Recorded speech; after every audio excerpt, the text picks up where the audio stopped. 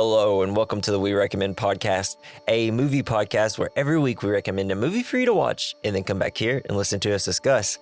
I'm Jesse. I'm Dathan. What do you want to eat? A beer. A cold beer. Because this week we recommend The Host.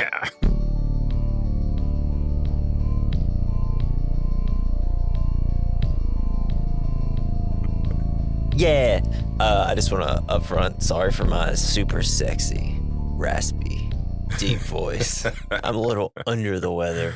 So we're also probably going to make this a quick podcast. Your weather is right on top of you. Oh no, there's so much weather in here. Golly gee. All right, so first time you saw this movie? Yes. First time you saw most of this movie? Most of this, yeah, I did end up falling asleep on and off because I was just so comfy. That's how you know we're professional podcasters. Luckily, I've watched the whole thing and have many things to maybe say about it if I can remember because I'm sick. But I want to know, what did you think of the creature? The creature was very difficult to understand. Yeah, right? Yeah, I like how it has a bunch of arms and legs. It's just like something happened to and this how thing. it swings around the bridge. That was kind of cool. That was rad. And apparently, like, they didn't intentionally, like, coming into the movie, they didn't intentionally have it swinging everywhere. It was like whenever they got to these locations. Got all those arms. You can just Well, when it got to like these locations, they're realizing like, well, how will this thing move around, like these bridges and stuff? And they're like, oh, well, it probably like be able to swing. It's got these long tails and things like that. And I was like, man, King Kong's it. That's how you know you're like you're in for a good time, because this is directed by Bong Joon-ho, who's done movies like Memoirs of a Murder. Parasite, he's an Oscar winner, best director and stuff. The movie's great. But this is the first movie I saw by him because, I'm like, monster movie. Oh, and it's like in a foreign language. I didn't know it was Korean at the time. And then I was like, holy shit, I love foreign language monster movies because they're always like wacky and cool. Like they're deeply sad, but then also like very funny at the same time. Yeah. I know Bong Joon-ho is like loves dark humor. And he's very good at it. They're surrounded by skeletons. Like, what do you want to eat? A beer, a cold beer. It's like, okay, what? Looking directly at the camera almost. I love getting insights into like Korean culture. Yeah. It's so interesting. Yeah. It's so different. And it's also nice to see that, they can also be completely lied to about things. Like I'm trying not to word this right because I don't want people to be like, oh yeah, like coronavirus, that was all fake. But I just mean like, if people like, I don't know what I'm trying to say all of a sudden. I took myself in a hole here. Are you talking about when he's talking to the police about his daughter being alive and calling him? And and stuff like that, where it's just like, they just don't believe it. They're just like, why didn't you tell anybody? And they're like, I did. Nobody's listening. Y'all just want to work on my brain because you think there's a virus, even though there is no virus. Which that was, it's like, what a scary moment, right? You're just completely surrounded by people who aren't going to believe you. And it's just like, what are you guys talking about? He was kind of acting like a crazy person, man. Yeah, but he didn't get enough protein with it, apparently. Yeah, he just grew up eating cup noodles and cookies and beer. Yeah. Man, also watching this, like them in their little shack and creating their like dinner and stuff, I'm like, man, it just seems like everything's just noodles and they just pour hot water and everything and that's all their food. Oh, still looks so good. I know, especially at the end when he was like scooping the rice and I was like, I want some plain ass white rice right now because that's my favorite type of rice, plain ass white rice. Plain ass white. Anyways, but yeah, I kind of love the design of the creature. It really does look like they mishmash like 5 different fish. What was the deal with the mouth? Like, was it like a squid beak? That's what it kind of looks like, doesn't it? With like weird round teeth? Yeah, it's like if a fish had a squid beak. So it's like, it's not like hard. It's just kind of like squishy looking. And like the eyes are just, it almost looked like it had like deep water eyes. Like, like fish that don't get sunlight. A lot of sunlight, yeah. And it's got like variations. It looked like a little bit of a frog and tadpole. It's like was slowly coming out of the tadpole form. So if we pour a bunch of formaldehyde on ourselves, will this happen for us? You know what? Let's just get straight into some facts because this is my favorite. So the opening scene was inspired by a true event. So like the scientist thing. No, man. So in 2000, a mortician in Seoul, under the employment of the U.S. Air Force, ordered his workers to dump embalming fluid down the drain. All in all, 120 liters were washed into the Han River, raising the toxicity level. When Bong saw this case, he felt it would make a suitable beginning to his monster story. Details in the opening scene, the mortician being obsessed with dust on the bottles, to be precise, were based on actual event. Jesus, fuck. That's what I love about the beginning. It's like, these bottles are dusty. It's ruined. It's like, they're not open. Like, just don't. You could probably still use it. This seems like an American thing to do, right? That's when you quit, I think, right? Yeah, that's just... like, you can, I'm out. But and I love how like the two supposedly Americans that are in the film, one is this OCD embalmer guy. Yeah, one guy's completely crazy, wonky eye fuck, and then the other one's like American hero. Oh yeah, but then you also got the other one. Whenever he's in, like, he gets caught again, and he's about to get like brain fluid pulled from his brain. Yeah. You got the one scientist that's kind of got a wonky eye. That guy, he's actually from a lot of Robert Zemeckis films. Oh, cool. Yeah, he's very distinct looking. You can't forget him whenever you see him. He's got a cool eye. This guy, it's crazy. But yeah, and it's like, it almost feels like he's going to be like the first person that believes him. And then all of a sudden, oh, this guy is insane. Also, by the way, there is no virus that we can tell, but we're going to keep saying it and keep doing operations on people till we figure it out. Ugh. What? Yeah. Oh, God. Did you see that part? I don't know. Man, did you? We'll wing it. It's all right. I'll cut all of it out.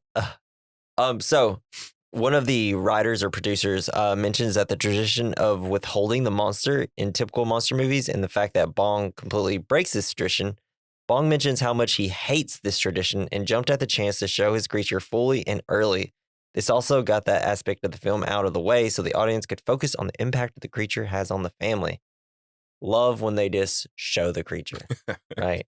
Yes, they start off hard. Yeah, it's just like, that opening scene is great though, right? Yes. The monster attack. Hell yeah, I was just running around the river there. Yeah, they're all just like polluting the rivers, like, hey, eat this.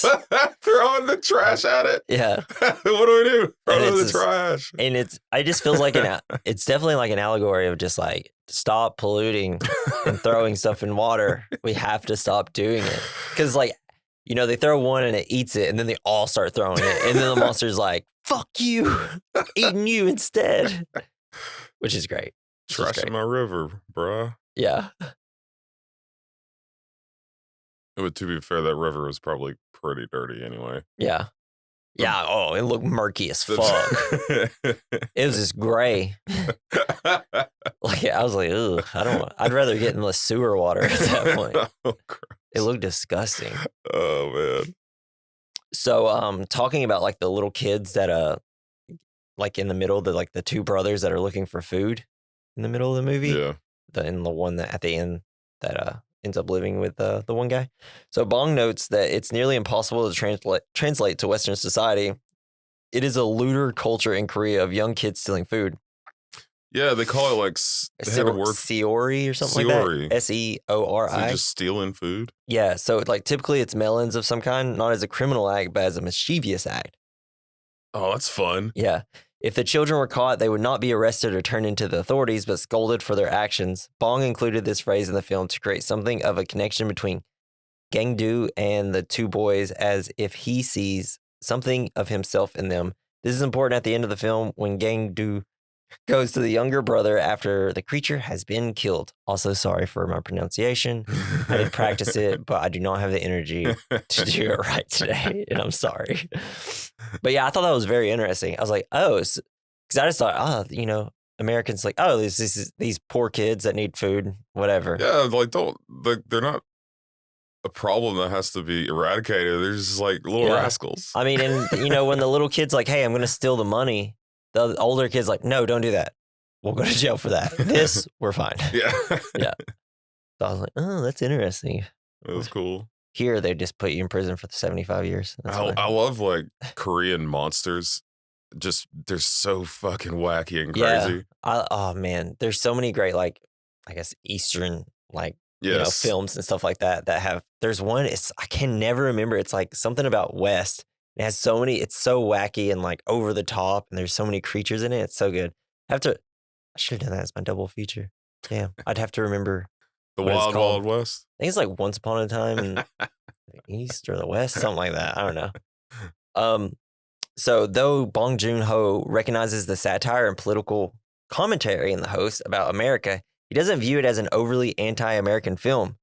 Tony Rames remarks on the social tension between American cinema and Korean cinema. He also goes on to mention the host as being the highest grossing film in South Korean history, that it was able to out Hollywood. Nice. So I guess they didn't like go in like being like, oh, fuck America or anything. I never got that. They just kind of use it as I did.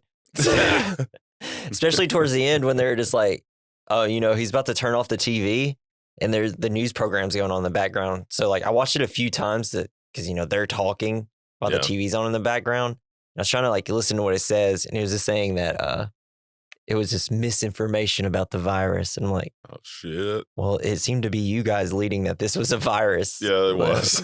Or they're just it sounded like they were trying to put blame on the South Korean government for using misinformation about the thing. And it's like, well, we had your guy being the one that says. Kind of made it up. Yeah. It was interesting. Well, so the whole thing with all the worms in their backs was not even real? Because no one ever got it except that American guy. There's that one dude. Yeah, so he probably got it from something else. Could have been something that he was working on in the military. Right? Working with bot flies. Yeah, could have been. Because then, like, the main character, he's like, oh, I'm itching. I must have the virus. And like, nothing ever comes from it. He's like, if something's in my back, it feels like it's wiggling. Yeah. Has a tail. Yeah. So, we haven't really done that many foreign language films other than I think like Godzilla. That was about it. And Princess Mononoke. Yeah. But that was animated, so it's always over the top. It's an animated type film. But so can you tell when in foreign films when they're good actors? I think so. I mean, because I think they're good actors in this, but it definitely seems like whenever they get exacerbated, it seems like over the top, especially for like and maybe it's just because, I don't know the language. Sure. So I think the language barrier is a huge thing. And the translation, some things get lost in translation. So you don't, like how there's they have words for emotions and things that we just don't have. Yeah. So I know. Trying to translate that into English is really tough, I bet. Because I know every time I've watched like foreign films, I'm always like, man, that was really good. Even like if I've watched like considered a bad movie, like a foreign film. And I'm like, I have no idea if it's good acting or not. They're very expressive on their face, so it makes me feel like it's good acting. Immediately put on your beret and pull out your cigarette. And you're like, oui. Now I'm cultured. Yeah. I like to think I did get cultured through movies. Throw me that baguette. You got anything else you want to talk about at the beginning? No. I'm not trying to rush it. I don't think so. It was fun. Yeah, it's like a fun little, and then also gets like really heartbreaking at the end. Yeah, that monster, like, why was he barfing up people? So I think he was kind of nesting, collecting like, pets. He'd collect food. So essentially he was grabbing people, taking them to his little home, and then he was eating them later. He's like suck them up and then eat them. So I don't know what type of fish does that, but yeah. I don't think fish do that. I just kind of wish I wish they'd continued and like did a sequel and another fish comes back, but this time it's good. Like do the Godzilla route. Yeah. And then you have like a land mutated creature and they team up to fight things. That'd be sick. Then it's just like, oh, it's Korean Godzilla. Just monsters, all times different monsters. Yeah. I would totally fucking. I mean, not really. They'd probably end up ruining it at that point. Yeah, probably. It's like the Godzilla movies, like, we're getting good and then they got bad. I wonder if they have a version of like 13 Ghosts kind of thing, but with monsters. And like they all get out. That'd be rad. You're stuck in a house with all these little monsters. Like just like the famous, like super scary monsters. That'd be awesome. Oh, yeah. Like the Universal Monsters type thing. Yeah. That'd be really cool. All right, bro. Let's hop into the film. So, in 2000, an American military pathologist, played by Scott Wilson, he's in Walking Dead. He's like the old man in Walking Dead. Yeah. He's in a lot of Frank Darabont movies, The Mist and things like that. Fuck yeah. Cool. He's commanding a reluctant Korean assistant to violate protocol by dumping over 200 bottles of formaldehyde down the drain leading to the Han River. It's wild that he's so worried about dust on a bottle. Right? It's like, you're not cleaning these bottles. It's like, lost his mind. How about you fucking clean the bottles, dude? I think it's just this idea that, like, people love to just waste, Dude, throw out the shit. God, so many bottles when he's dumping them in there and it's smoking. You might as well just like taking the bottles and throwing them straight into the river anyway. Might as well add some glass on it, Maybe the monster would have eaten it and died. So over the next few years, there are sightings of a strange amphibious creature in the waterways. You got the two fishermen that like pick up like the little mug and they're like, ew, this is weird. It's like, why didn't you kill it? You could have just killed it then. You'd have been fine. It'd all been good. Well, does that mean that there's like lots of them in the river? No, I think it was just the one. He just happened to see and grab it. I guess it was tiny at that time. That's what I was thinking is like, it probably kind of mutated from a frog or a tadpole or something. God damn. But I don't know if the Han River has a bunch of frogs in it. I don't know. Then you got the man jumping, which apparently was like a big thing on that bridge. Yeah, suicides. Yeah. They love suicide. It doesn't seem tall enough to kill you. It really didn't seem that It's not tall. like the Golden Gate Bridge where it's like very tall. Yeah, you're not going to hit maximum velocity on the way down. I remember watching the Mythbusters episode where I guess there was a myth about if you drop like something heavy under you, it'll break the water so that if you fell afterwards, you would survive. How did that work out? So they had like, Buster, their test dummy. They dropped him, but they had a sledgehammer underneath him because it's supposed to be something as small as that could work. It did not. But anyways, this man, he's like, oh, do you guys, like these two guys are running after this man who's about to jump, and they get there and he's like, oh, did you guys see that? And then he ends up jumping anyway. Everybody's like, I don't know what you're talking about. Actually just jump. You seem crazy. Yeah, we're going to let this one go. Yeah. But then we cut to 6 years later, and is it Seoul or Seoul? I think it's pronounced Seoul. Seoul. Park Gang-do has fallen asleep while working at a small snack bar. Also, this is one of the leads from Parasite. Yeah. Yeah, who won the Oscar that year. He's great. He's in like all of his movies, and he's really, really good. Yeah, I like this guy. His father, Hee-bong, wakes him up. This guy is constantly falling asleep. Did not get the protein properly. Gang-do sees his daughter, Hyun-seo. Sure. Right? Who is upset that their uncle came to Parents' Day at school instead of himself. Drunk ass uncle. Yeah, and Gang-do is this lazy slob type of guy. He has like blonde hair. Apparently the director, the director gave him that so that he would look dumb. Oh yeah, well it really worked. Yes, it did. Because I remember when I dyed my hair bleach blonde for a Halloween costume, and then like as it got longer, and it was just like the bleach was kind of like going away towards, and it was kind of looking like this. So you went all in on the bleach. Yeah, you could have just used the spray. No, I didn't want to do that. I wanted to go all in. Yeah. Well, I was just like hardcore. I mean, fuck, why not? I've never done anything like that to my hair before. I liked it until I didn't. Until it got too long.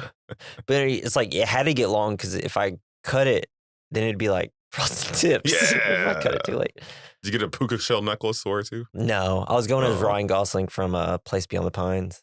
Costume didn't turn out that great. Still could have had a puka shell. I could have done it. That would have worked. I could have been Ken. So we learned that she hates her phone. It never has signal. And he's saving up to get her another one. I miss my old flip phone. Yeah. You flip them open so hard. I know. It's like great. wham. It's like the noise sounds good. And you slam it shut. Yeah. It's like there's nothing better than like you're on a phone call and you're like, I'm pissed. Slam it shut. Yes. Yeah. Yeah, you can't really do that anymore. Nope. You're just like, there's not a lot of satisfaction in hanging up real hard. You have to make the noise yourself. I know. We should get an app that makes that sound whenever you hang up. Like, yeah. I will say it's just like as technology like continues, it's just like the sounds of things are so much worse. Because, there's nothing better than like, you got the rotary phones. When you like slam those down, that was satisfying. And it rings a little bit because of the bell. It's like, and then it went, yeah. I got to call 911. The 9 is the longest one. It's like, dang it, I'm going to die. It's terrible if you got like kidnapped and you had one of those phones to be like, damn, I'm going to wake my kidnapper up.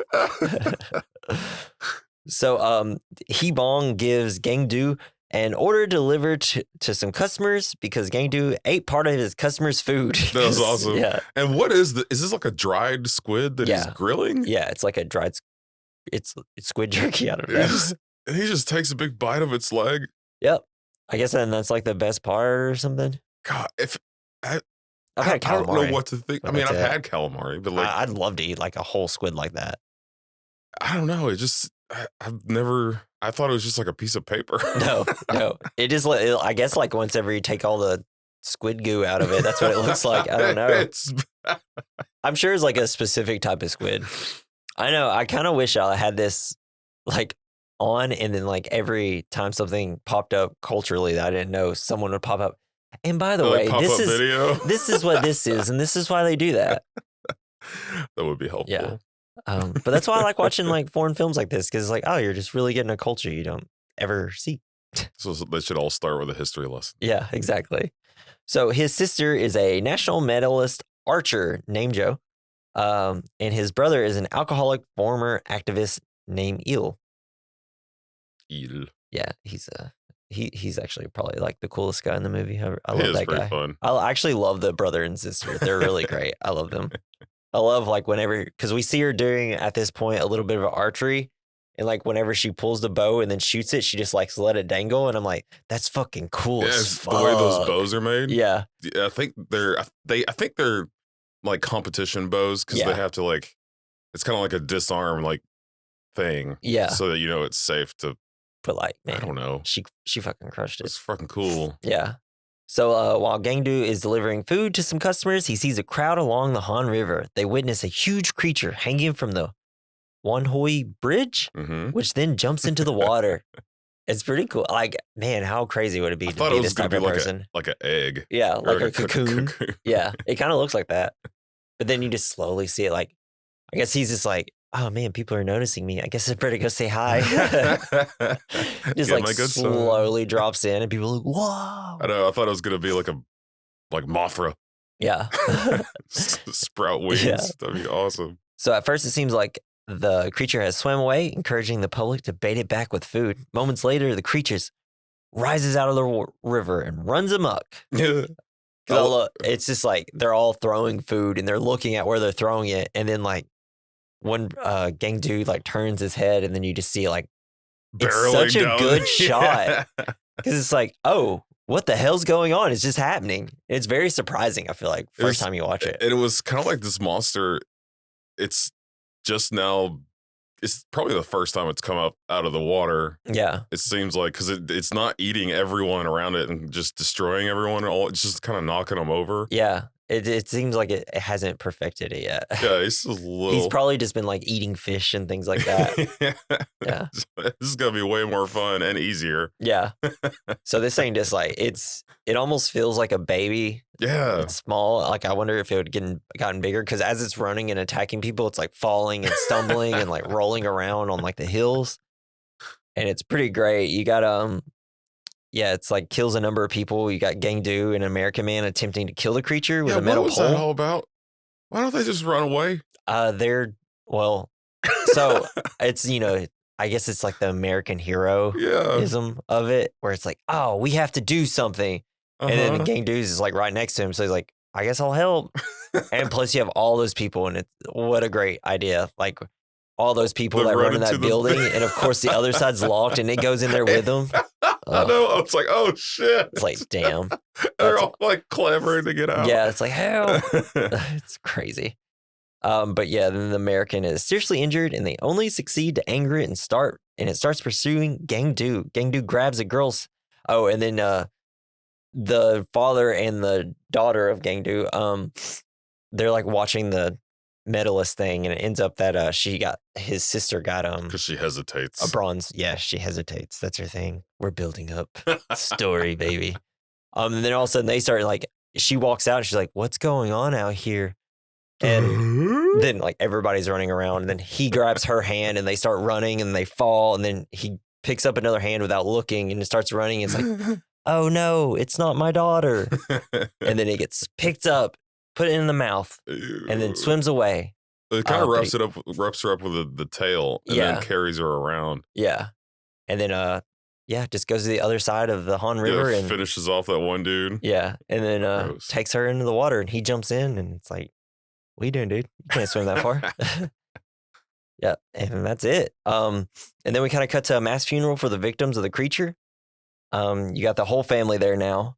Gangdu, Hibong, Naim Il, and Nam Jo mourn very dramatically. Very, so hard. That's where I'm like, so that's definitely supposed to be a little funny, right? I don't know. If there's dark comedy in this, it's got to be a little funny. It was a little funny, yes. Whenever they all fall down. And they're all like wiggling around. It's like, get on. It's like, that's one of those things where I'm like, is that considered? Is that a normal amount of grieving? It's like, is that supposed to be funny? Is that just like over the top? Or is that normal? That's what I'm talking about whenever it's like, how can you tell when people are good actors and mourn It's like films, when you right? hire people to mourn a funeral. Yeah. They're just throwing themselves on the caskets and shit. I put it in my will. Make sure to hire a bunch of people to really cry at my funeral. Hire someone to motorboat me while I'm laying there. Oh, yeah. You don't have to hire anybody. I'll just do it, baby. And I love it whenever they're just like crying so much. You got all these people like filming them and taking pictures of them. They're like, get out of here. Yeah, what's your fucking problem? Hey, but that's like a real thing. Maybe even they're like, loves to do that. What the fuck are these guys doing? Like, these people are crazy. River They folk. seem like they're have a virus or something. So then all of a sudden a government representative comes in. He slips. That was awesome. He's like, oh, God damn it. Time to make Nobody my saw announcement. that. Yeah. And they arrive and they're going to forcefully quarantine all the people who've been in direct contact with the creature, including Gangdu and his family. He's like, I got blood on me. Yeah. And so the South, it's like, dude, what the fuck? Don't say that. But he's not smart. So the South Korean government announces that the creature is not only a direct danger, but also the host of a deadly unknown virus, which is the formaldehyde from the drain, I'm assuming, if it was an actual virus. I mean, it's already a monster. Like, why do you have to try to make it scarier? Yeah, I know, right? I mean, you're just trying to get people to not go near it, I guess. Yeah, I guess you don't want people to go out there and start like shooting at it, but it seems like, I don't know, it's not that big of a monster. If you got enough people to shoot it, I think it'd work. Yeah. Right? And then we see the American who lost an arm to the creature is discovered to be infected with it. It's got a bunch of rashes. Probably just has like gonorrhea or something. Yeah, sounds likely. So while in quarantine inside a hospital, Gangdu receives a phone call from his daughter, who is not dead, but trapped somewhere in the sewers by the creature. Too bad she didn't have a better cell phone. It's all your fault. Thanks, Dad. Hope you feel guilty. Yeah. It's like, you know what, little kid, I didn't have a cell phone until I was like... I was 19. I was a junior. Yeah. It's like, I was the last one in my school to probably get a cell phone. Yeah, man. I remember it was so fun when I got my phone because I was in drama at the time, and I went to rehearse a play or whatever, and then my parents picked me up, and I was just in the back seat, they're in the front seat, and they just like, it's like, oh, and it was my birthday, like, happy birthday. I was like, thanks, Mom, Dad, love you. But then they just like, I start hearing a phone ringing in the back seat and the bottom. I'm like, what is that? And they're like, I don't know, what's back there? And then I was like, oh my God. It was a Razor flip phone. It was so, I was like, damn, they got so creative with that. That was such a good moment. I'll never forget it in my life. Mom, if you're listening, thank you. I'm sick. I'm going to get emotional. No. But she ends up getting caught off on her phone as her battery runs out. Gangdu tries to explain this to the others, but his protests go ignored by all except his family. Because they go to talk to a cop and he's like, you're bazonkers, dude. We don't believe you. You're sick or something. Yeah, he's not wrong. I mean, the way that he was acting was kind of nuts. Yeah, but then you also have like the other family members being like, dude, like if she's still out there, let us go get her. But then it's just like, well, you're infected. We can't let you go. But it's like, I don't know. Nobody believed him. I don't know why. But then like here later. They have no evidence that this monster is just killing everyone. Right. Right. Just killed a few people. Yeah. Or at least made them bloody. Yeah. Ate a bunch of them. Because it didn't kill the American, just ate his arm. Yeah, but it tasted bad. Yeah. Too much fatty foods in it. Too much fried foods. And like maybe that's why he likes the Korean people. They're just like, ramen. No. Because that's all we see him eat in the movie. Yeah. Or cookies. Squid. Man, I mean, if they're eating like squid and stuff, they're like, this is my favorite food, squid. Yeah, but they would taste more like a squid. Yeah. If you're Korean and you taste like squid, let us know in the link in the description. And if we were being insensitive, we don't know. Sorry. I brought some human flesh. Yeah, try it out. We all taste like fried chicken and cows. So we cut to two men who are fumigating the streets. They stop and are attacked by the creature. I love that the guy gets out while fumigating, gets out and immediately like, oh, wait, there's like some money in the ground. It's like, did you see that while driving? But then the monster comes out of nowhere, just like belly flops on their car. Yeah. So funny. I thought it was going to jump out like the shark. Yeah. And just grab him. Yeah. Wow. And the two men are taken to the sewer where they are regurgitated. We see that Hyun-soo, whatever, has been hiding in the hole in the walls of the sewer, so that's why she's not getting eaten, which is cool. He picked the honestly, you don't really see any of them get eaten. They just you don't really. Bleh. The only time you see it, you just see like the monster come up and just like regurgitate bones at one point. And then nice. You slowly see there's no more bodies throughout the film in there. Okay. So, so Gangdu and the family try to tell an officer that his daughter has called, but they don't believe him. They then decide to escape the hospital to track down their daughter. This is where. How did they get out? They were just walking through the hallway and then they started running. Yeah, that's right. They jumped in somebody's car. Yeah, they're pretending to walk through and like one's got crutches, pretending like they're just like hurt patients or whatever. And then all of a sudden they start running. They knock over this nurse and the nurse is like, he tried to kill me. He knocked me down. I'm going to sue him. And then you got the one officer that's like slow as fuck. It's like barely even trying to catch him at a certain point. Did they hire the driver? Yeah, so these are because he had like a friend in like the police, and I guess they contacted him. And they got like this his brother's group of people, sister's uncle, or whatever. Yeah, because then like after they escape, also we learned that Nam Jo is very slow, which she really is. It's like, hey, girl, you seem fit. Like, come on, let's pick up the pace here. You're like barely running here. It's more dramatic. Because like they all get in the car and they're like, where's she at? And she's just like. It's like, you're not hurt. What are you doing? But they all get away. And then we cut to Hee-bong, who's like getting weapons and a map from these like group of men that are like, it's going to be $11,000 essentially. It's like it's all of his earnings. Yeah.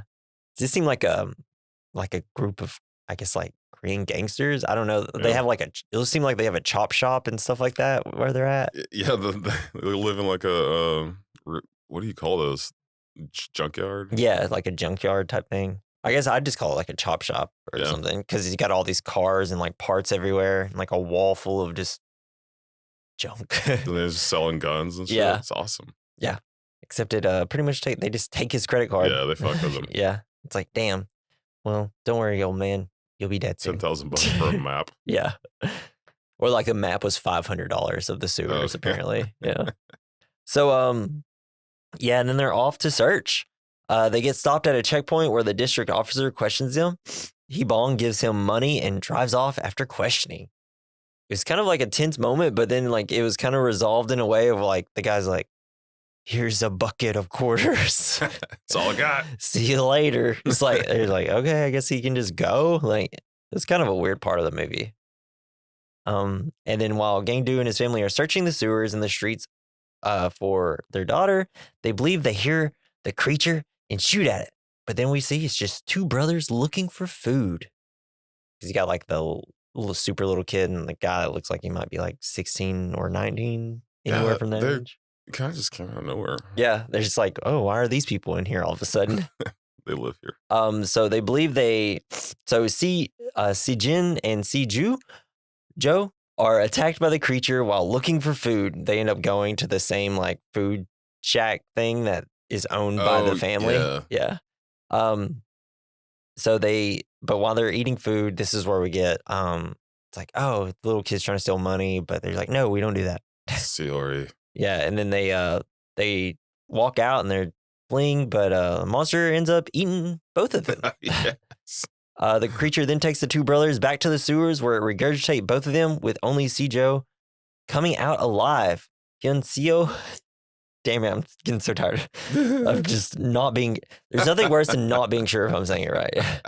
Sees that Seo is alive, and they both hide out of sight from the creature. She's got a little friend now. Get in my hole. It's like it gives you a reason to like live if you give someone like someone to protect. So covered in mucus. Ew. Yeah, like her face is like completely covered in black at that point. Like, damn. But hey.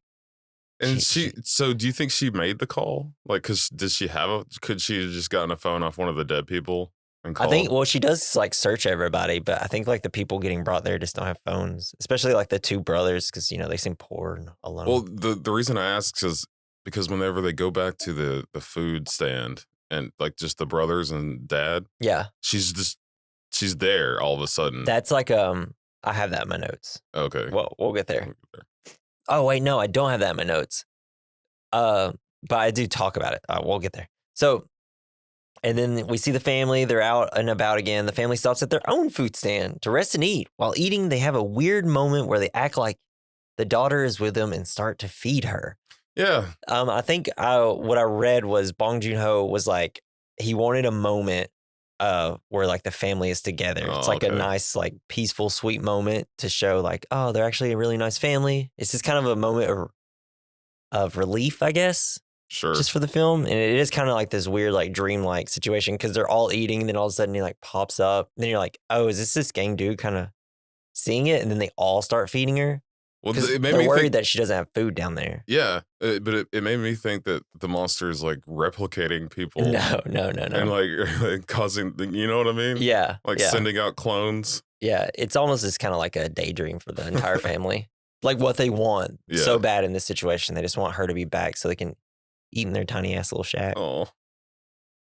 Man, I would love to be in a shack like that. Work there, live just there. Full of snacks. Watch TV there. Just kind of take a nap. Nobody's around. Seems like a nice little cozy house. Full of food. Next to a stinky river. Yeah. So the next morning, Hee-bong tells Nam-il and Nam-jo that Gang-do can't help being the way he is because he had a miserable childhood. Because Hee-bong was never around and he never had food, which he hypothesizes affected Gang-do's physical health and mentally disabled him. Turned his hair blonde. Yeah, so I guess he just like at nights he would just go around and steal like vegetables and stuff like that. So he never got the protein, so his brain didn't fully function. Okay. But yeah, I thought that was you know, when I first watched it, I was like, oh, that's what's wrong with him. There is something wrong with him. He's not just like a really bad like person at being able to do anything. So as Hee-bong finishes his story, Gang-do, like, oh, it's this great shot. Sees the creature soaking up the rainwater. I love it because he's like telling the story and then he like turns and then Gang-do's just like staring right at him and it's like, ooh, creepy.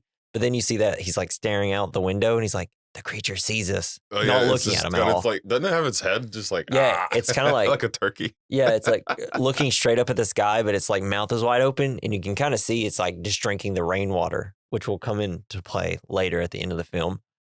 But I love the shot. Like, it's a great shot of just the creature at night, but then it cuts outside of it and you see Gang-do and Hee-bong. There's like a little crack and you see both of the faces. And I was like, fuck, Jun Bong-ho is such a good director. So then all of a sudden they just decide to fire at the creature, but it attacks back, like knocks over their little shack thing. Hell yeah. They think they killed it because they like shoot it a bunch and then it's like falling over and it's like, and shoot it again, but it's still alive. It runs away and they run after it, firing at it. It then escapes into the water. See, it is killable. 3 people with shotguns were able to almost kill it. They should all have guns. I know. Like, what does this army do? Come on, man. Gang-do believing he has shells. Well, they had the army there, but then they called him they recalled them because of the water toxicity. Oh yeah, is that what it is? Okay, I think so. That might be it then. It was like swarming with soldiers, and they're like, "No, water sucks. Like, Get out of there." Never mind. We hate water. Damn, the army. They should have got the Navy. So yeah, Gang-do, believing he has shells left in his shotgun, gives his gun to his father at his request so that he can attempt to hold off the creature, buying his family some time. As Bong is about to fire at the creature, Gang-do realizes he has miscounted his shots. You see him like counting on his hand, like how many shots, and that his shotgun is empty. Well, he said he had 2 bullets left. Yeah, but then he had none. He sucks at counting. Yeah. Shouldn't trust that. As he looks back to his father, Bong is attacked and killed by the creature. Kind of just looked like he knocked him over and he hit his head. Yeah. Huh? He got attacked and killed. I guess. What can you say? It kind of just felt more like a push out of the way. Yeah. Well, that's the thing. Like the creature, like doesn't seem to really know what it's doing quite yet. It's like, I just know I got hurt, so I'm just gonna hit all these people. He doesn't have claws. Yeah.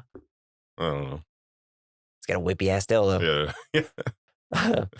So Gang-do runs back to his father, but what we saw earlier while they were attacking was the army and some scientists kind of getting closer to him. But the army and scientists arrive and capture Gang-do because he didn't run away because he was so sad about his father. Damn. Hate to see it.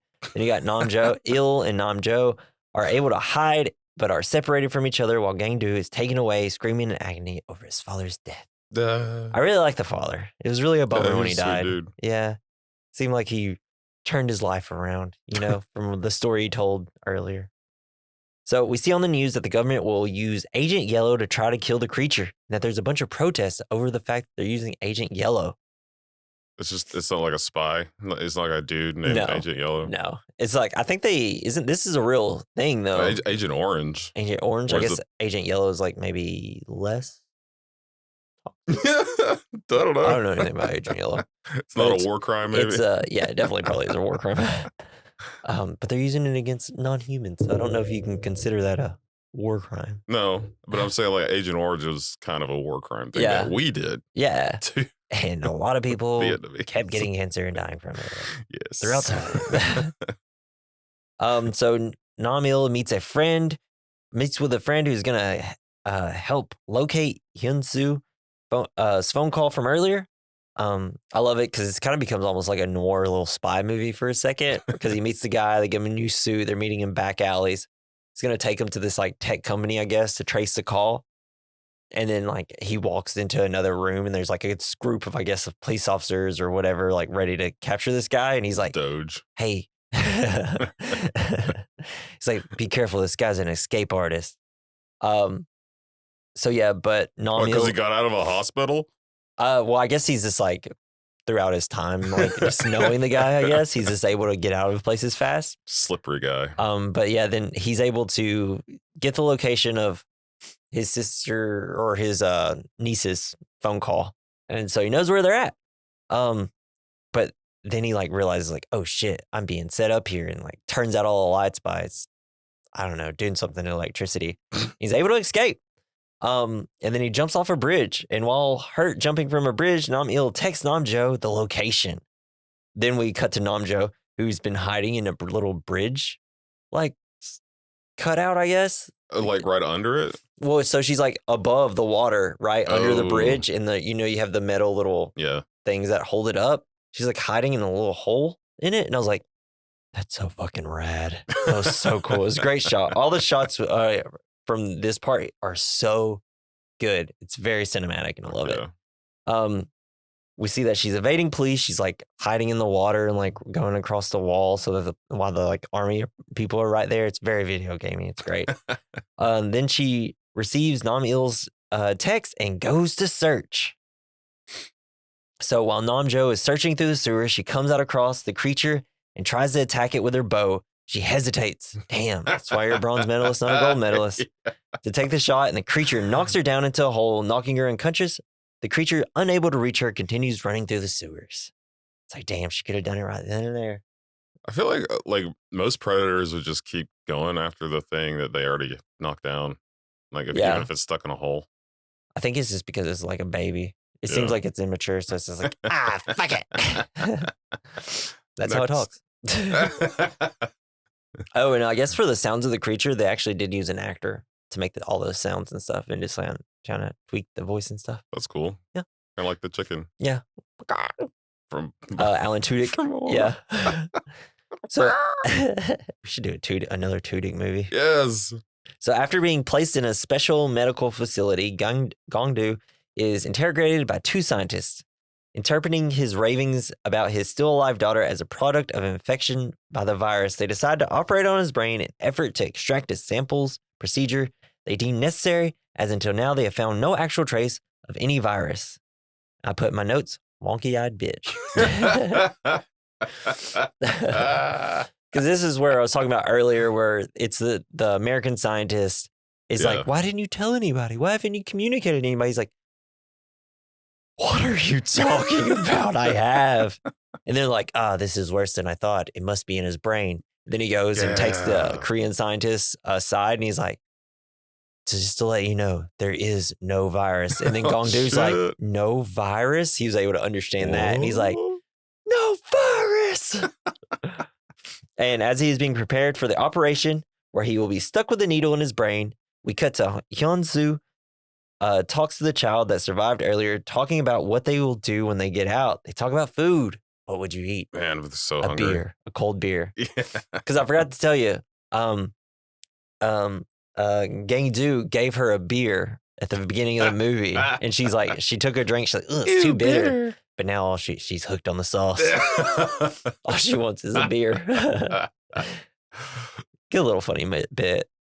Get some levity in the situation. So at what age do you let your kids try alcohol? Because my oldest... High school. High school. My oldest is 13, and I let her take a teensy-weensy little sip of tequila just so that she would hate it. That's actually a good idea. Tequila's because I knew she was going to hate it. Tequila's probably one of the worst things to let someone try at the very beginning. Yeah. And she just kind of dipped her tongue in it, was like, ah. What if she just took the shot and was just like, damn. She's like, grabs a lime. That's smooth as shit. Put some salt on her hand, looks at it. She does that rolling the shot around her hand thing. Yeah, like you just look at her. It's like, you're grounded and I'm grounded. Everybody in this house is grounded right now. Get my phone so I can call the police on myself. I know the first time I tried it, like my dad and his friends, they made like homemade wine. Gross. Yeah. Let's just say it did not taste like wine. It tastes like straight, like it tasted like it was harder. I don't like homemade wine. The closest thing I could say is it tastes like moonshine. Yeah. That's pretty much it. And so that was the first thing I drank. And I was like, whoa, if this is alcohol, no way. Thanks. So I never really drank alcohol until it was like, I don't know, I think I was like 20 or something. And like I stayed with my friends in Murfreesboro. And they were drinking some Captain Morgan. And then I had some, I was like, oh, this isn't that bad, actually. And then like I drank like probably like 3 coffee mugs of it. Yes. I felt bad the next day. Fucked up. Because I didn't know how to like help mitigate the hangover by drinking water and stuff. Yeah, you just drink more. I just felt really bad the next day and I had things I was supposed to do. It was a rough day. You're like, whoa, this is way better than sports. Yeah. And, let us know the youngest you let your child drink alcohol. Outside of the womb, I will say, we are from Tennessee. Everybody's drinking constantly. It's a rite of passage to let your kid drink it before they're 18. It kind of makes me proud to give my child something that they hate so that they'll never do it again. Yeah. I mean, I mean, you picked like the right alcohol. Like if you were to give them like some like sweet like white wine, I'd be like, you've messed up. Give like a Boone's Farm. Yeah. So instead, you should just be like, pour some like rubbing alcohol in a drink glass. Oh like, yeah. Taste this. It's like, this is alcohol. This tastes like brain damage. Yeah. Anyway, so back in the sewers, while the creature is sleeping, Hyun-soo ties together clothes from bodies of the dead to create a rope. She successfully lashes the makeshift rope to the top of the drain, but the creature shows up and regurgitates bones and starts to eat some of the dead bodies and then tries to eat Hyun-soo. But they run into the hole and make it. Man, you know what I like about bones? You ever had bone broth? There's like this packets you can get that you just dump into hot water and stir it up. Yeah, it's kind of like it's like broth. Yeah, it's just broth. Yeah, it's so good. I've never had bone. Well, I mean, maybe I have. And you're drinking bones. Hell yeah! It makes my bones extra bony. Yep. It's like, you know what really sucks? Like, this is if there is a God, how you know he has no sense of humor? If bone broth doesn't give you a massive boner, it's an aphrodisiac. it's like guys, like I'm gonna have sex in a couple minutes. Better drink some bone broth. We should go out with our own bone broth. Yeah, just put like monster bones and like make it green or something. Yeah, I'm sure there's some sort of animal bone in the world that would make somebody super horny. Yeah. Like the rhinoceros horn. Yeah, it just has to come from an endangered species. It just reminds me of the Office episode where they're going to watch Glee at Gabe's house, and Andy like hates Gabe, and he learns like, oh yeah, this seahorse powder or whatever is like an aphrodisiac and like makes you like super virile and masculine. And he like drinks it and he throws up all night. We're very close to that episode on our rewatch. So we're back to Gangdu, who looks out of it. Gangdu, like he's like almost like comatose looking. Like it's like after they took like the brain juice from his head, and the nurse has it in her hand. He like takes the needle, puts it up to the nurse's neck, is like, get me out of here. Where's the car? Give me all you got. So yeah, I remember that part. That's when I woke up. Yeah. Golly. After you took the brain juice. Yeah. Can you survive without brain juice? I guess they just took a little bit. I don't know. This whole part is like, what? They're just like, they just put a needle through his skull and got it. It's like Severance. Yeah. But it doesn't matter. It's a monster movie, so you shouldn't even think about it, really. Okay. Well, yeah. Well, I will continue not thinking about it. Yeah. So he escapes and continues to search for his daughter. Nam-il wakes up the next morning with a homeless man sitting next to him.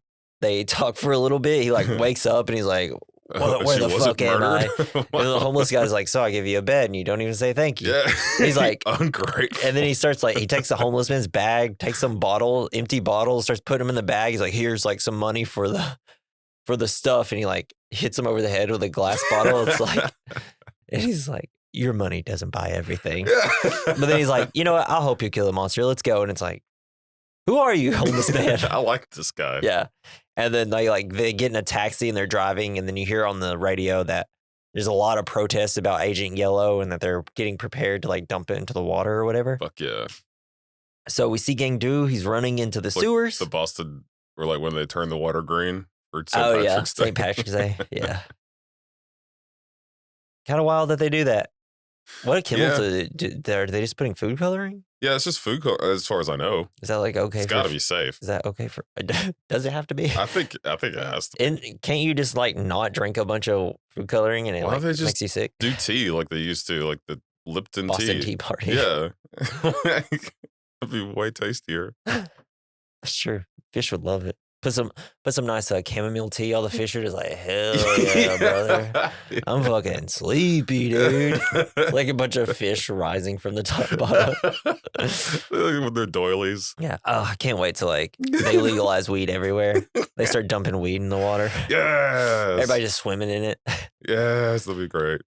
Fish come up. They start talking. Like, what up, brother? Smoke you another. So we see Hyun-seo waking up in the sewer while the creature is sleeping. She attempts to escape. She notices the creature sleeping and like the rope is hanging right over him. She like takes a beer can, throws it at him, and it doesn't wake up. So she's gonna run up the monster to jump on the rope. She gets on it. She starts kind of climbing up, but then all of a sudden like we hear the monster, and then she like stops. It's really great. I love this part because then she's just like holding there in the rope, and then she lets go, and like she's still up in the air, and it's like no. Great reveal.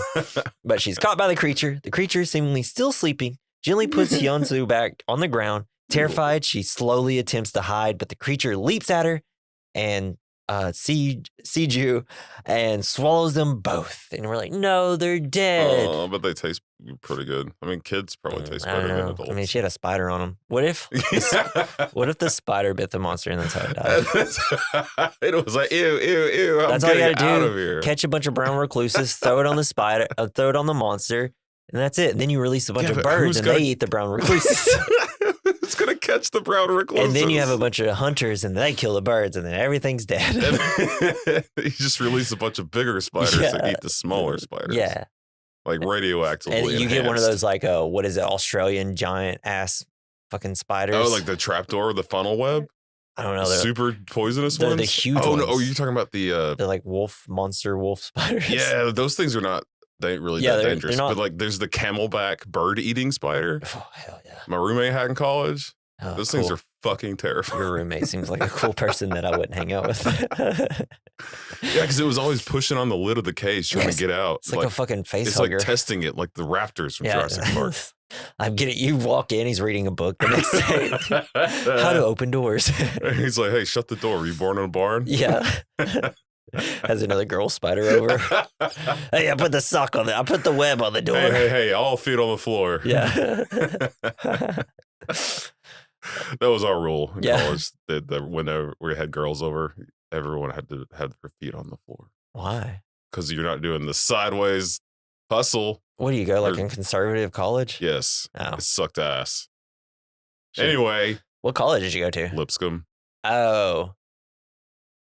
I was already enrolled at UT, and I was like, gonna go, and my parents were like, listen, if you don't want a huge financial burden, you'll go where we want you to go. That's true. So I was like, okay. It's a good thing. I'm stupid. You didn't go to UT, but it sucks that you went to Lipscomb.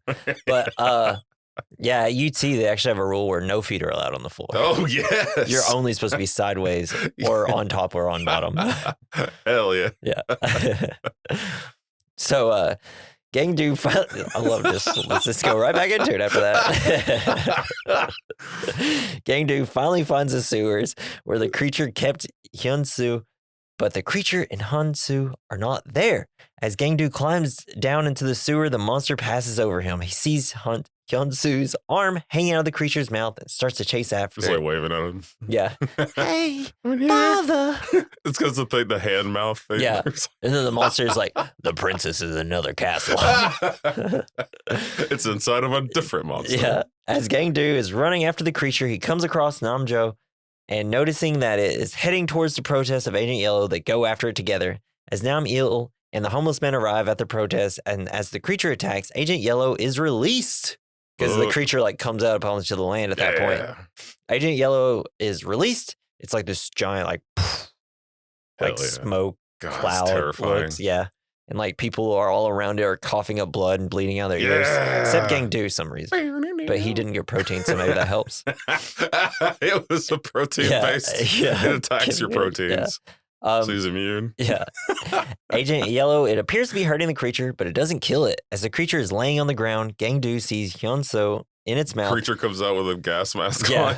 Got you fuckers. Gotcha, bitch. He pulls her and Sejo out, but Hyunsu is revealed to be dead, clutching Sejo, who's still alive. And it's like, fuck. I love the part where he's like going into the mouth, though. It's like really creepy and gooey feeling. Yeah. But yeah, she's dead. All that, but she died a hero by saving Sejo. Hell yeah. Yeah. Way to go, girl. And at least she got her beer. Saved the boy. She got her beer. She got to experience it all. In a fit of rage, Gangdu attacks the creature with a metal pole, but I love when he gets the pole. Because it's essentially the same thing he was using earlier with the American guy, except he like breaks the concrete off, then he whacks the sign off and is like, let's fucking What's up with that sign that was on it? No bugles? Is that what it said? In the beginning, that's what it had, like, with the concrete block on the bottom of it. Yeah. It said the circle, the red circle with the line through it, and a bugle. Like a beagle or a bugle? A bugle. Like a you know? Oh, maybe no music? No bugles. No live music? No trumpets. I guess it was just like maybe they have like a homeless problem where like they play music to ask for money. Maybe it's that type of thing. That would be amazing. Yeah, or maybe it's just not allowed to have music in that park. I don't know. You know what I hate though? When people pretend to play music. Yeah. and like they have the speaker and they have the violin shaped like a dollar sign, and they're just moving the so bow. that was actually at our local Walmart. There was somebody, they're playing music, and I was like, I wonder if he's actually playing it or not. I was actually asking that question. I don't think it was. I always like to, if I'm in a car and I hear them like playing it, I always like to like make up a song that they're playing. My favorite is Pot by Tool. Oh, nice. Who are you to wag your finger? That's a badass song. It is. Tool's like a great like before work band. It's like, I'm fucking ready to be mad at supervisors. So yeah, Gang-do, he's decided to attack the creature with a metal pole, but is knocked to the ground. Nam-il and the homeless man then come to Gang-do's aid. Nam-il is throwing a bunch of Molotov cocktails at the creature, like missing. But the creature's missing. The homeless man climbs up to the platform above the creature and starts to pour gas onto the creature. And I love it. And the creature's like, water. And like, it's just gulping it up. Yes. But Nam-il goes to throw his last Molotov cocktail, but he drops it. One of those classic bits. It just slips out of your hand. You know, I hate when that happens. Why are these bottles covered in petroleum jelly? I wish they put like a whoop like noise under it. Yeah, like when the guy slipped. Fucking Looney Tunes or something. Yeah, he slips out a banana peel. Yeah. But then Nam-jo, fucking badass, then picks up a flaming cloth from the bottle with one of her arrows and fires it at the creature, hitting it in its eye. Because this is where she does, it's like slow motion. She shoots it and then it like hangs. It cuts that scene from Robin Hood, Prince of Thieves with Kevin Costner, where he shoots the arrow and it's like spinning roll. Still have never seen it. We're going to have to do it for the podcast. A badass scene. I love that shit. So yeah, it hits it in the eye. The creature bursts into flames and attempts to run to the Han River when Gang-do appears from behind one of the bridge's pillars with a metal pole in hand and impales the creature in its mouth, finally killing it. Because that river definitely would have caught on fire too, right? Yeah, probably. It's filled with formaldehyde. I don't know if that's flammable, but... Yeah, I don't know either. It might be. I guess next time we're around a dead body, we should just catch it on fire. Let's test it out. Yeah, rad little ending here though. How flammable are corpses? Yeah, I don't know. I guess embalmed corpses, because you got to heat that shit up to like 3,000 degrees. Well, this one's filled with gas too, so yeah. So as Nam-il and Nam-jo hold Hyun-soo mourning her death, Gang-do walks over to Si-ju and picks him up, trying to wake him up. Like, who are you? Why are you? You're mine. What is this? And he takes him away from the protests and to safety. Get a nice little like final shot of like people and like it's all brown and the creature's on fire. Yeah, and it's like a really nice ending shot. But then time passes and Gang-do is living with Si-ju in his food stand. All these shots for this is just beautiful. It's snowing out. Gang-do believes he sees something in the distance, picking up his shotgun, but then realizes it was nothing. Or was it? It was. Yeah. Oh. Then Gang-do and Si-ju then sit down to have something to eat while a news broadcast about the monster's attack on TV is on. It's discussing about misinformation about the virus. The film ends with Si-ju asking Gang-do to turn the TV off so they can concentrate on eating. Because that little kid loves eating. Yeah, but... And then the movie ends kid is ever going to do that again. Yeah. Turn off the TV so I can concentrate on something. Right. Especially as like a homeless kid. It's like, I need TV constantly. And then if you go through the credits, it ends with a monster roar. Like it does in all the Godzilla movies and stuff. Yeah. And that's the host, baby. What a banger. That was so cool. We're going to hop into our good, the bad, the ugly, the fine. That's where we discuss the good of the film.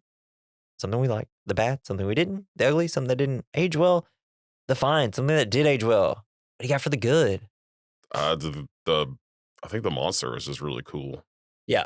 Hit all those extra arms. It was fun. It was a very, very creative creature. Right?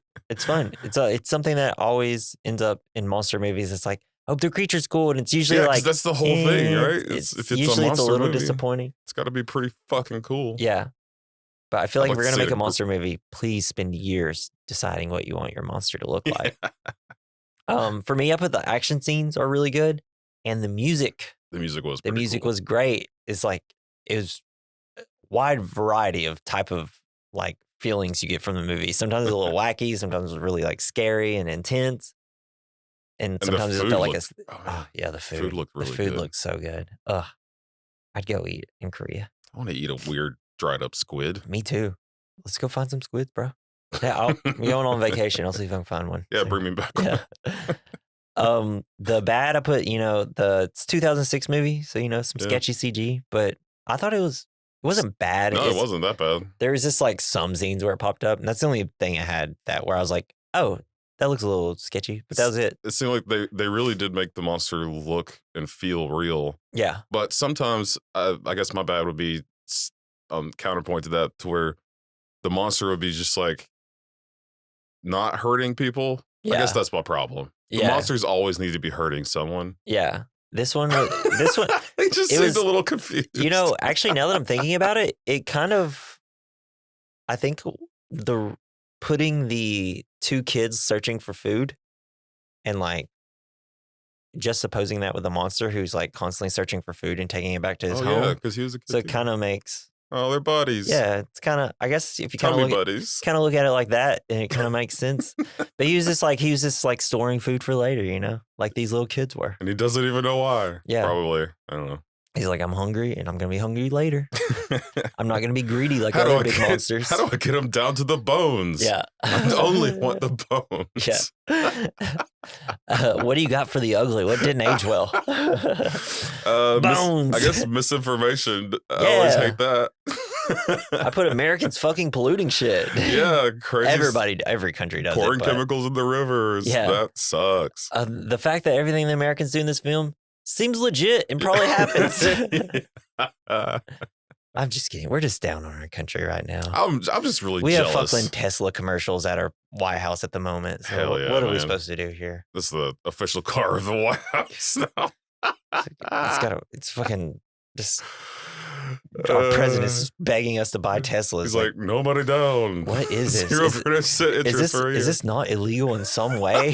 The president pushing cars on us that we can't afford because we're not lowering prices. You know what? We're not a political podcast. Sorry. Let's pivot. Yeah, Americans. We created a great monster in a monster movie. Go us. We needed a more capitalistic monster, I think. Yeah. Next time we see Godzilla in America, he's like, hey. If you think about it, this monster is kind of like, because we have like the take-home culture when going out to eat, you take, got the to-go box. Yeah. It's kind of like what he does. Yeah. Save it for later. I'll heat it up. It turns out this monster really works for everybody. The host monster for everyone. Donald Trump will have it in the White House Host monster for president, yeah. It's going to be staying at Mar-a-Lago. This is the best monster. Elon loves the monster. We all love the monster. Driving a Tesla. It's like, here, monster, since you're the best, here's a Tesla.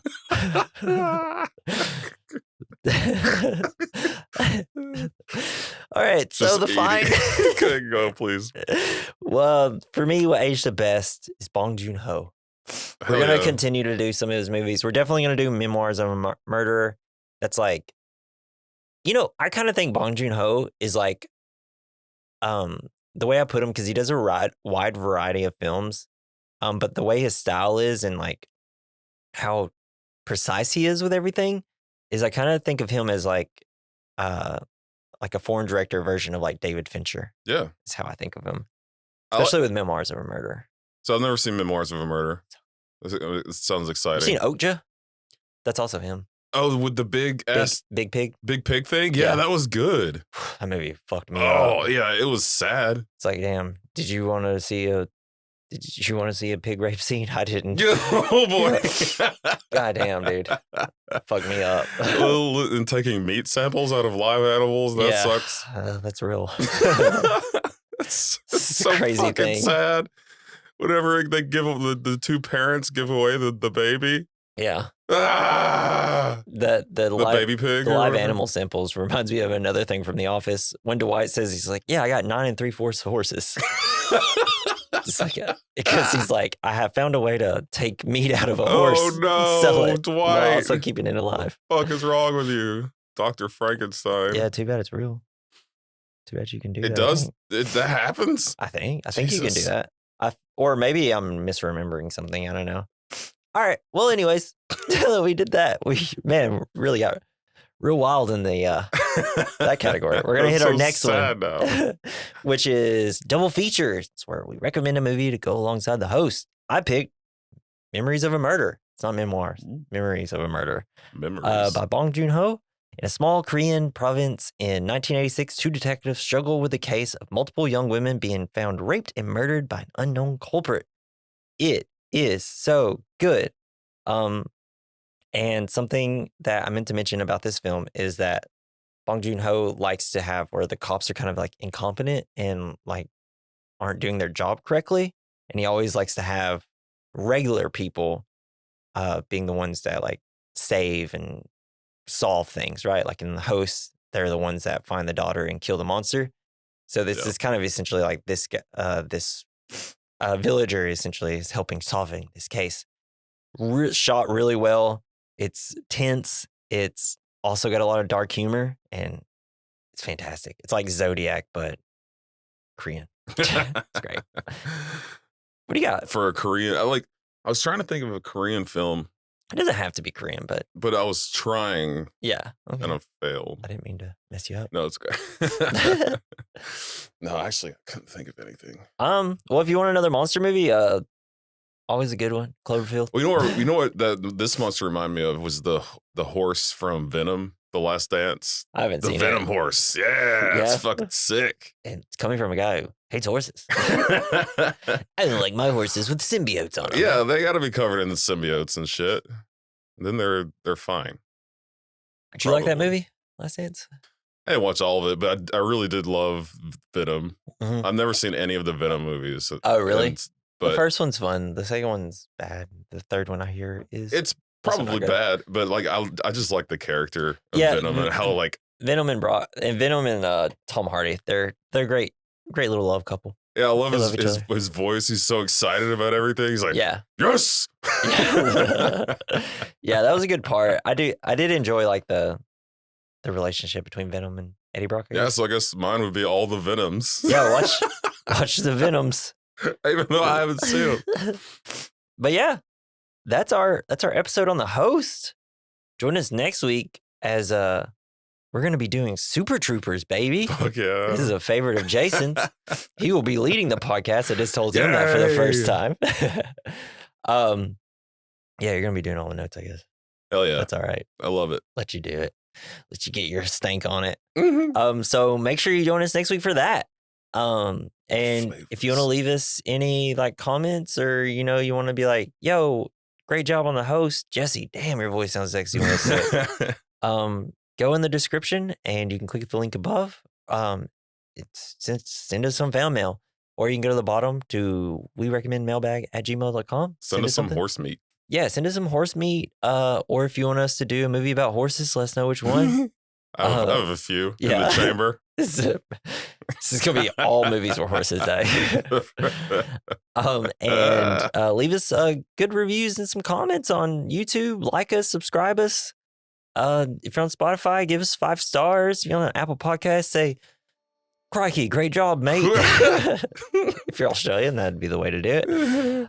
Yeah, and thank you, Joey Prosser, for our intro and outro music. You can follow him on X at Mr. Joey Prosser. This has been the We Recommend Podcast. I'm Jesse. I'm Jason. We're going to go have a cold beer. Oh, bye. Not really, I'm sick.